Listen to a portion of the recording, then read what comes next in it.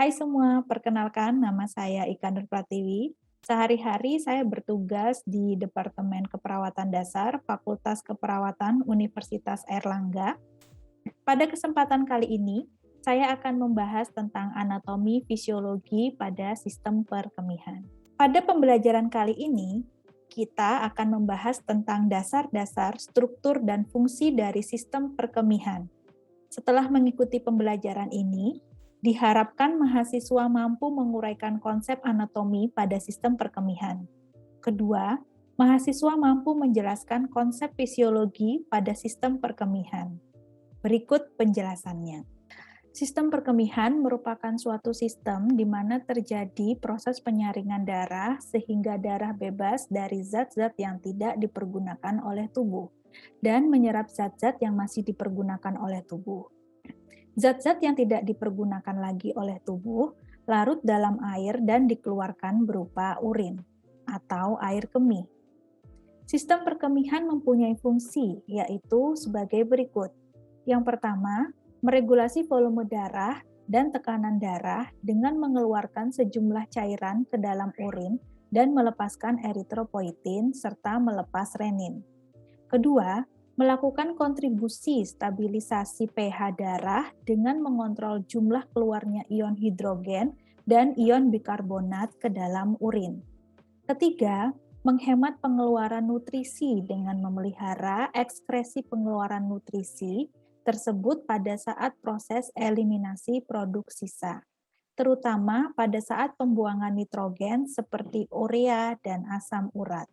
Yang keempat, membantu organ hati dalam mendetoksikasi racun selama kelaparan, deaminasi asam amino yang dapat merusak jaringan.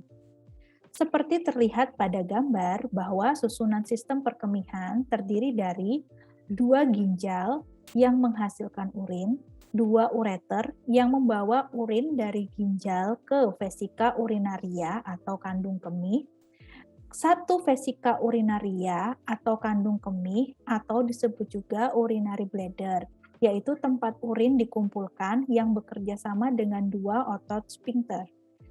Kemudian ada 1 uretra, yaitu tempat dikeluarkannya urin setelah melalui vesika urinari. Baik, kali ini saya akan menjelaskan bagian paling vital dari sistem perkemihan, di mana jika bagian ini terganggu akan berdampak besar pada individu yang mengalami gangguan, yaitu ginjal. Sayangi ginjal Anda. Pasti kita sudah sering mendengar ungkapan seperti ini. Ginjal merupakan organ utama pada sistem perkemihan. Pada umumnya, setiap manusia memiliki 2 ginjal yang terletak di kanan dan kiri.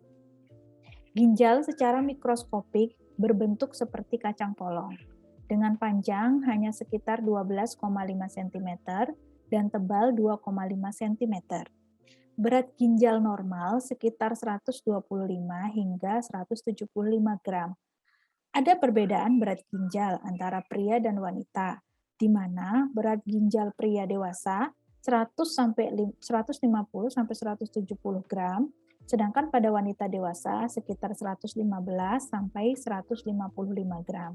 Organ ginjal mempunyai fungsi dan peranan, yaitu mengatur volume air atau cairan dalam tubuh. Kelebihan air dalam tubuh akan diekskresikan oleh ginjal sebagai urin yang encer dalam jumlah yang besar.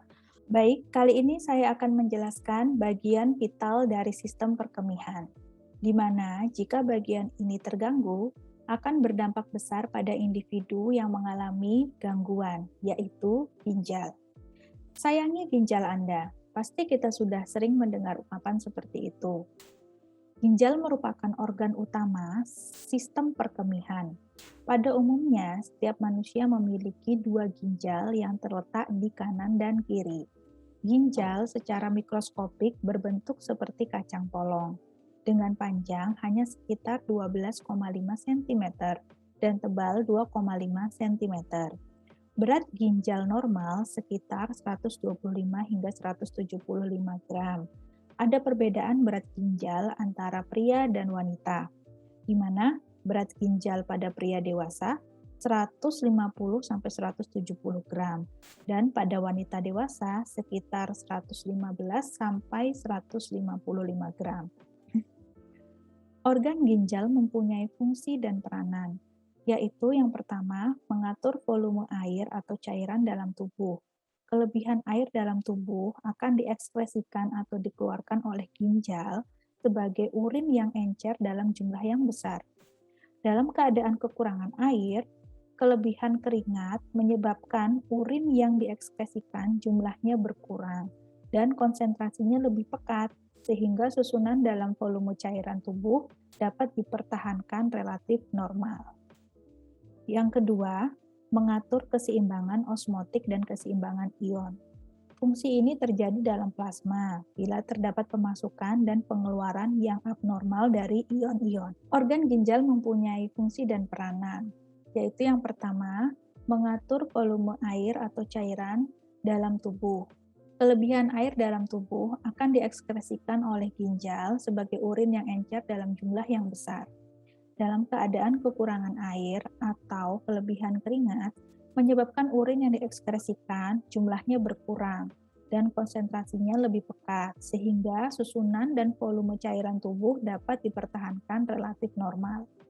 Yang kedua, mengatur keseimbangan osmotik dan keseimbangan ion. Fungsi ini dapat terjadi dalam plasma bila terdapat pemasukan dan pengeluaran yang abnormal dari ion-ion. Yang ketiga, mengatur keseimbangan asam basa cairan tubuh.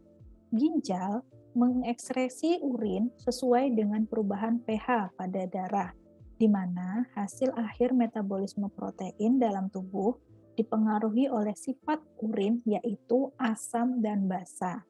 pH urin bervariasi antara 4,8 sampai 8,2.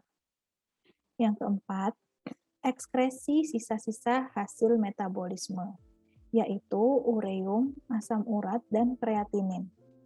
Bahan-bahan yang diekskresi oleh ginjal yaitu antara lain zat toksik, obat-obatan, hasil metabolisme hemoglobin, dan bahan kimia asing atau pestisida. Yang kelima, fungsi hormonal dan metabolisme. Ginjal mengekskresi hormon renin yang mempunyai peranan penting dalam mengatur tekanan darah, yaitu untuk memproses pembentukan sel darah merah atau eritropoiesis. Ginjal juga membentuk hormon hidroksi kolekalsiferol atau vitamin D aktif yang diperlukan untuk absorpsi ion kalsium di usus. Yang keenam, pengaturan tekanan darah dan memproduksi enzim renin, angiotensin, dan aldosteron dalam meningkatkan tekanan darah. Dan yang terakhir, pengeluaran zat beracun berupa polutan, obat-obatan, zat tambahan makanan, atau zat asing lainnya dalam tubuh. Lapisan penyusun ginjal. Setiap ginjal terbungkus selaput tipis atau kapsula renalis berupa jaringan fibrus berwarna ungu tua. Pada gambar bisa dilihat bahwa ginjal secara anatomis terbagi menjadi dua, yaitu bagian korteks dan medula ginjal. Korteks ginjal terletak lebih superficial dan di dalamnya terdapat berjuta-juta nefron. Nefron merupakan unit fungsional terkecil dari ginjal, sedangkan medula ginjal terletak lebih profundus karena banyak terdapat duktuli atau saluran kecil yang mengalirkan hasil ultrafiltrasi berupa urin. Seperti yang sudah dijelaskan sebelumnya, bahwa korteks tersusun dari berjuta-juta nefron. Nefron inilah yang merupakan unit fungsional dasar dari ginjal, mesin penyaring utama pada ginjal, di mana setiap unitnya memiliki bagian-bagian lagi dengan fungsi yang kompleks, yang terdiri dari sebuah komponen penyaring atau kita kenal dengan corpuscula, atau disebut juga dengan badan Malpighi, yang dilanjutkan oleh saluran-saluran atau tubulus. Setiap korpuskula mengandung gulungan kapiler darah yang disebut dengan glomerulus. Bisa dilihat pada gambar, ada bagian yang namanya glomerulus yang berada di dalam kapsul Bowman. Jadi kapsul Bowman ini merupakan sebuah eponim ya dari Sir William Bowman, yaitu seorang ahli bedah dan ahli anatomi di Inggris, sehingga diberi nama kapsul Bowman. Setiap glomerulus mendapat aliran darah dari arteri aferen sebagai pintu masuknya. Dinding kapiler dari glomerulus ini memiliki pori-pori untuk filtrasi atau penyaringan. Darah dapat disaring melalui dinding-dinding epitelium tipis yang berpori dari bagian glomerulus dan kapsula Bowman karena adanya tekanan dari darah yang mendorong plasma darah. Filtrat yang dihasilkan akan masuk ke dalam tubulus ginjal dan pada akhirnya darah yang telah tersaring tersebut akan meninggalkan ginjal lewat arteri efferents yang dalam hal ini bertugas sebagai pintu keluar. Sifat khusus aliran darah ginjal adalah otoregulasi aliran darah, yaitu melalui arteri afferents mempunyai kapasitas intrinsik yang dapat merubah resistensinya sebagai respon terhadap perubahan tekanan darah arteri. Dengan demikian, ini dapat mempertahankan aliran darah ginjal dan filtrasi glomerulusnya tetap dalam kondisi yang konstan. Bagian ginjal yang lainnya, yaitu yang berada di dalam nefron, adalah tubulus ginjal, merupakan lanjutan dari kapsula Bowman. Bagian yang mengalirkan filtrat glomerulus dari kapsula Bowman disebut dengan tubulus konvulasi proksimal. Bagian selanjutnya yaitu menuju ke lengkung Henle yang nantinya akan bermuara pada tubulus konvulasi distal, di mana tubulus konvulasi distal memiliki beberapa bagian, yaitu yang pertama adalah tubulus penghubung, kalau Anda bisa lihat di gambar ya. Kemudian bagian selanjutnya dari tubulus penghubung akan menuju ke bagian tubulus collectivus cortical. Tubulus ginjal merupakan lanjutan dari kapsula Bowman. Bagian yang mengalirkan filtrat glomerulus dari kapsula Bowman disebut dengan tubulus konvulasi proksimal. Bagian selanjutnya adalah lengkung Henle yang bermuara dari tubulus konvulasi distal, di mana terdiri dari 3 bagian, yaitu tubulus penghubung, tubulus collectivus cortical, tubulus collectivus medullaris. Nah, kemudian nih, cairan menjadi makin kental di sepanjang tubulus dan saluran untuk membentuk urin, yang kemudian dibawa ke kandung kemih melalui ureter. Nah, bagaimana proses terbentuknya urin di ginjal? Mari kita simak di slide berikutnya. Melalui unit-unit nefron yang dimiliki, ginjal melakukan fungsi filtrasi, absorpsi, dan sekresi. Pembentukan dimulai dengan melalui unit-unit nefron yang dimiliki, ginjal melakukan fungsi filtrasi, absorpsi, dan sekresi. Pembentukan urin dimulai dengan filtrasi plasma pada glomerulus, di mana pada gambar bisa kita lihat dengan kode F atau warna biru tua.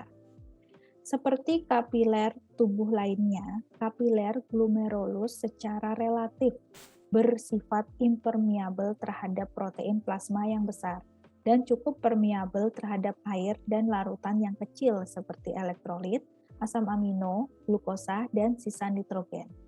Aliran darah atau dikenal dengan renal blood flow adalah sekitar 25% dari curah jantung atau sekitar 1.200 mili per menit. Sekitar 1/5 dari plasma atau 125 mili per menit dialirkan melalui glomerulus ke kapsula Bowman. Ini dikenal dengan laju filtrasi glomerulus atau GFR, di mana gerakan masuk ke kapsula Bowman ini nantinya akan menghasilkan filtrat. Tekanan filtrasi berasal dari perbedaan tekanan yang terdapat antara kapiler glomerulus dan kapsula Bowman. Tekanan hidrostatik darah dalam kapiler glomerulus mempermudah filtrasi dan kekuatan ini dilawan oleh tekanan hidrostatik dari filtrat dalam kapsula Bowman serta tekanan osmotik koloid darah. Filtrasi glomerulus tidak hanya dipengaruhi oleh tekanan-tekanan koloid di atas, namun juga oleh permeabilitas dinding kapiler. Kemudian yang kedua adalah proses reabsorpsi. Seperti pada gambar, kita melihat panah berwarna hijau atau yang diberi kode R. Proses reabsorpsi atau pada gambar bisa kita lihat diberi warna hijau dengan kode R. Urin yang dihasilkan setelah proses reabsorpsi disebut urin sekunder atau filtrat tubulus. Oke. Proses reabsorpsi pada gambar diberi panah hijau dengan kode R, yaitu urin yang dihasilkan setelah proses reabsorpsi disebut dengan urin sekunder atau filtrat tubulus. Reabsorpsi adalah proses penyerapan kembali filtrat glomerulus yang masih bisa digunakan oleh tubuh. Bagian-bagian yang berperan dalam proses ini meliputi sel-sel epitelium pada tubulus constructus proximal, lengkung Henle, dan tubulus distal. Reabsorpsi terjadi di tubulus contortus proximal dan tubulus contortus distal. Pada tubulus contortus proximal lebih diutamakan reabsorpsi glukosa, asam amino, dan air yang dilakukan dengan proses osmosis. Sedangkan reabsorpsi yang terjadi di tubulus contortus distal yaitu reabsorpsi ion, natrium, dan air. Air yang direabsorpsi tergantung dari kebutuhan. Jadi, reabsorpsi zat-zat tertentu dapat terjadi secara transport aktif maupun proses difusi. Nah, zat-zat yang penting bagi tubuh secara aktif direabsorpsi adalah garam-garam tertentu, asam amino, glukosa, asam asetoasetat, hormon, dan vitamin. Zat-zat tersebut direabsorpsi secara aktif di tubulus proksimal sehingga tidak ada lagi diketemukan di lengkung Henle. Dan yang terakhir adalah proses sekresi yang berlangsung di tubulus distal. Pada proses ini terjadi penyerapan air dan penambahan zat-zat seperti H+ dan K+, keratin. Proses terakhir dari sekresi, proses terakhir yaitu sekresi yang berlangsung di tubulus distal. Pada proses ini terjadi penyerapan dan penambahan zat-zat seperti H+, K+, keratin, dan urea dalam urin, sehingga urin hanya berisi zat-zat yang benar-benar sudah tidak berguna lagi. Dari tubulus distal, urin dikumpulkan melalui pengumpul. Oke, proses terakhir yaitu sekresi, berlangsung di tubulus distal. Pada proses ini, terjadi penyerapan air dan penambahan zat-zat seperti H+, K+, kreatinin, dan urea dalam urin. Sehingga urin hanya berisi zat-zat yang benar-benar sudah tidak berguna lagi. Dari tubulus distal, urin dikumpulkan melalui pengumpul, dan selanjutnya akan masuk ke dalam pelvis atau rongga ginjal. Kemudian dialirkan ke kandung kemih atau vesika urinaria melalui saluran ureter. Kandung kemih memiliki fungsi sebagai tempat penampungan urin sementara. Pada proses ini, zat-zat yang sudah tidak berguna lagi bagi tubuh akan dibuang ke tubulus-tubulus nefron ginjal. Zat-zat yang sudah tidak diperlukan tubuh, atau konsentrasinya terlalu banyak dalam aliran darah, akan dikeluarkan bersama urin tersier atau urin sesungguhnya. Urin keluar dari tubuh melalui lubang urin yang sebelumnya melewati uretra terlebih dahulu. Sehingga dari ketiga proses yang sudah dijelaskan tadi, kita jadi memahami bahwa bagian-bagian dalam nefron saling bekerja sama dalam menghasilkan produk urin, sesungguhnya untuk melanjutkan perjalanannya menuju uretra. Itulah mengapa ginjal berperan penting dalam proses homeostasis tubuh. Dalam proses pembentukan urin yang sudah dijelaskan di slide sebelumnya, ada banyak faktor yang mempengaruhi fungsi dan kerja dari nefron. Salah satunya adalah pH, konsentrasi ion mineral, dan komposisi air dalam darah. Ginjal mempertahankan pH plasma pada kisaran 7,4 melalui pertukaran ion hidronium dan hidroksil. Akibatnya, urin yang dihasilkan dapat bersifat asam pada pH 5 atau alkalis pada pH 8. Kadar ion natrium dikendalikan melalui sebuah proses homeostasis yang melibatkan aldosteron untuk meningkatkan penyerapan ion natrium pada tubulus konvulasi. Di samping itu, tekanan osmotik darah juga mempengaruhi keseimbangan fungsi dari ginjal. Ginjal mengontrol tekanan darah melalui pengaturan volume cairan ekstraseluler dan sekresi renin. Kenaikan atau penurunan tekanan osmotik darah karena kelebihan atau kekurangan air akan segera dideteksi oleh hipotalamus yang akan memberikan sinyal pada kelenjar pituitari dengan umpan balik negatif. Kelenjar pituitari mensekresi hormon antidiuretik, yaitu vasopressin untuk menekan sekresi air, sehingga terjadi perubahan tingkat absorpsi air pada tubulus ginjal. Akibatnya, konsentrasi jaringan akan kembali menjadi 98%. Baik, itu tadi penjelasan tentang ginjal. Sekarang kita masuk pada bagian lain dari sistem perkemihan. Seperti kita ketahui bahwa urin yang keluar dari ginjal akan menuju ureter.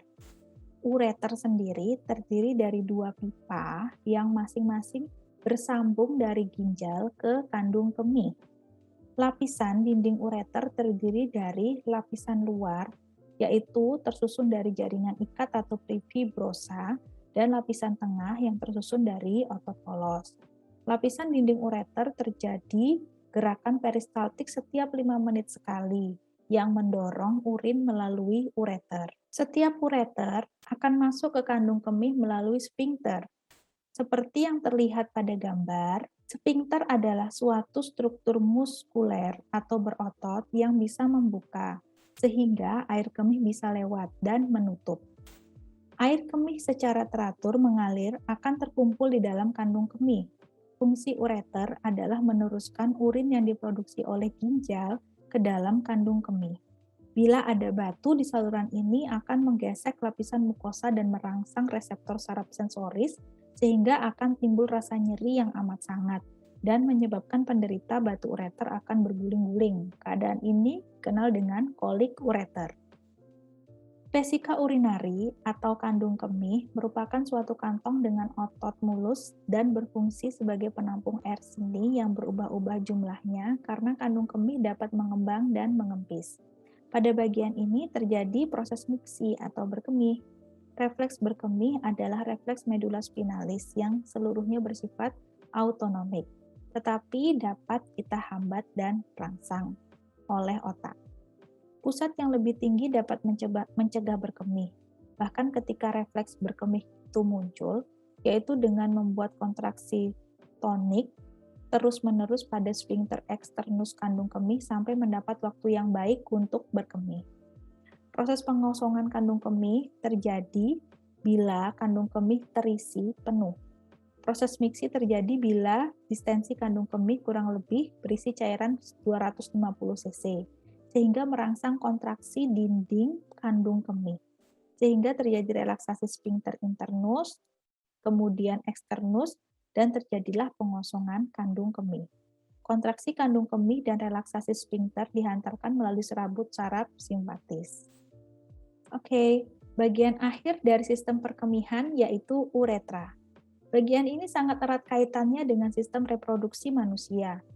Uretra mempunyai saluran sempit yang berpangkal pada kandung kemih, berfungsi menyalurkan air ke luar. Dalam anatomi, uretra adalah saluran yang menghubungkan kantung kemih ke lingkungan luar tubuh. Uretra berfungsi sebagai saluran pembuangan, baik sistem kemih atau ekskresi, dan juga sistem seksual. Pada pria, juga berfungsi sebagai sistem reproduksi karena sebagai tempat pengeluaran air mani. Di mana panjang uretra pada laki-laki dan wanita ini berbeda. Pada wanita, panjang uretra hanya sekitar 2,5 sampai 4 cm dan letaknya di antara klitoris dan pembuangan vagina. Sedangkan pada pria memiliki uretra yang lebih panjang dari wanita. Artinya, wanita itu lebih beresiko terkena infeksi saluran kencing atau sistitis dan infeksi saluran kemih karena ukurannya. Sedangkan pada pria, panjang uretra sekitar 20 cm dan berakhir pada penis. Uretra pada pria dibagi menjadi 4 bagian, dinamakan sesuai dengan letaknya, yaitu pars praprostatica, pars prostatica, pars membranosa, dan pars spongiosa atau cavernosa. Nah, Itu dia tadi penjelasan terkait dengan anatomi dan fisiologi pada sistem perkemihan. Semoga bermanfaat dan menambah wawasan kita terkait dengan anatomi dan fisiologi sistem perkemihan. Sampai jumpa lagi di pembelajaran lainnya.